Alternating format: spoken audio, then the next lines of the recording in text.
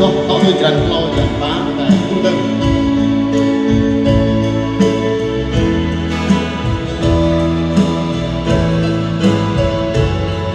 kita atau hampir macam kita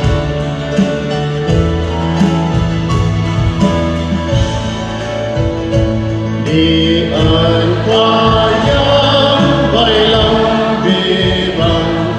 lại đời yêu trong bình yên nhớ có cha lòng na cho nhiều đường dài mong đến nơi nào đi ơn qua Giêsu anaknya Yesus Kristus di atas Yesus